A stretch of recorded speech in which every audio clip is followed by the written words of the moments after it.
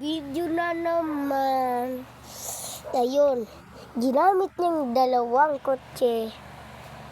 Tsaka, ito na to, pinauwi niya. Marunong na yan mag-isa. Dahil may ginawa. Tsaka ito, malapit na magpo-force. 57. Tsaka ito siya. Umalis muna. Ang tagal, bumili ng pagkain. Kala niya, lumipad na. Ito. Pero ito, 5 o'clock daw siya. Sinabi ng amen dahil mabait daw siya sa langit.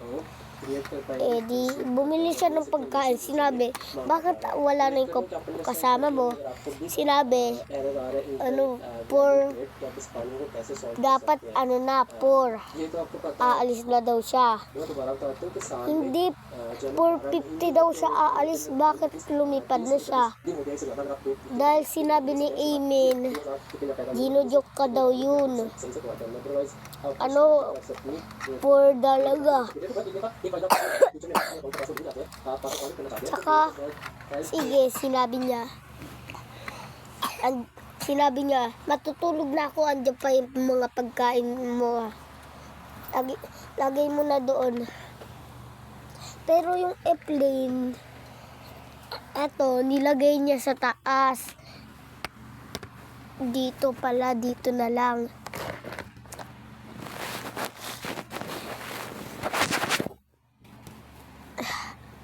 Taklo yung mga airplane niya para umalis.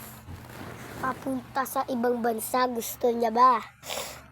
Tsaka ako, eto na. Nawala na yung mga video, yung parang picture na lockblocks. Ayun na nga, nawala na. Tsaka eto na. Nasakit ako. Tsaka may ginawa ako. Umuubo ako, tsaka iba na yung boses ko. Sumasakit na yung ulo ko.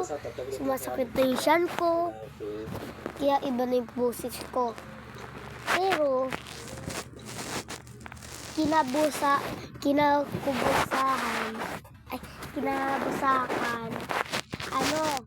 okay na ako. Sinabi ko, bakit okay na ako? Iba na yung boses ko. Pero yung hilo, ayaw pa din matanggal. Kaya, gumaling na ako.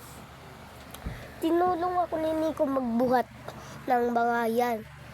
Iyan.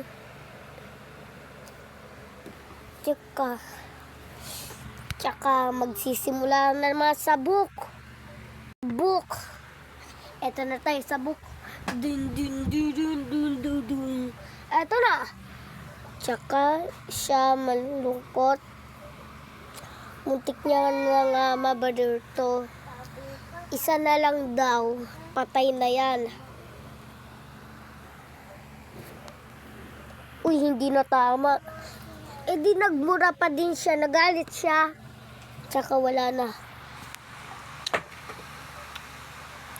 Tsaka nawala silang kuwente. Nagbayad na naman sila. Diyan, meron na siya ilaw. Ito na naman yung isa na wala silang kuwente. Dahil nasira doon. Ito naman, saya. Dahil inaayos pa doon yung ilaw. Para sa kanya. Tsaka sa mga tao yung iba. Tsaka, itong kutsi na to, pinapautos to. Yan, umalis siya. Bumili siya ng pagkain. Kumakain sila ng lab na yan.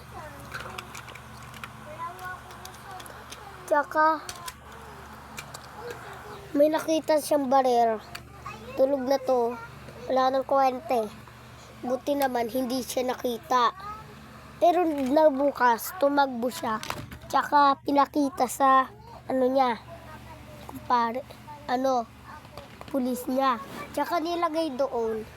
Tsaka nakita, di bumalik siya.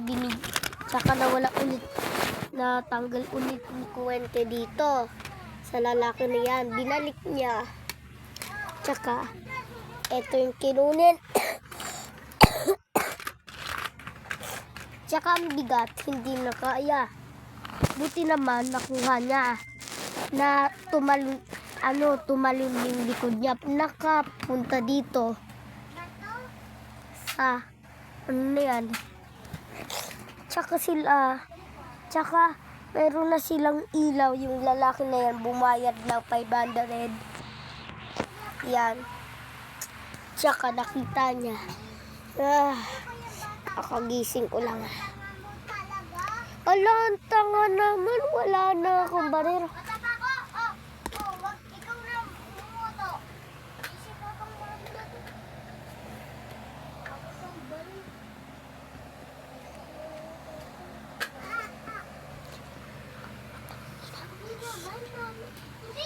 Tsaka, bawal na tayong ilaw dahil tunog na yung ilaw ko. Hindi na kaya sa ano. Tsaka, iyan. Tinago yung mga kotse niya. Dito. Tsaka ito dito. Tsaka ito dito. Iyan. Tsaka ito. Diyan daw. Pinatay mo na yung ilaw dahil baka makita ng kumpare. Ito muna daw yung gagamitin niya. Tsaka tinago pa to yung mga helicopter. Ito, nakita niya pag 5 o'clock na. Pero si Amen sinabi 6 o'clock na daw. Dapat uuwi daw siya. Tsaka umalis na siya. Matutulog na daw siya doon. Tsaka hindi na daw gagamitin to. Natulog hanggang gabi-gabi. Tsaka ganyan, nahulog na yung mga cellphone, mga ano. Tsaka parang lumilipad. Nahihilo siya. Sinasabi, bakit pataas na ako. Yung pala, ginip lang pala. Katayo niya, yan. Nakatayo na, ginip lang pala. Tsaka natulog na naman siya ulit.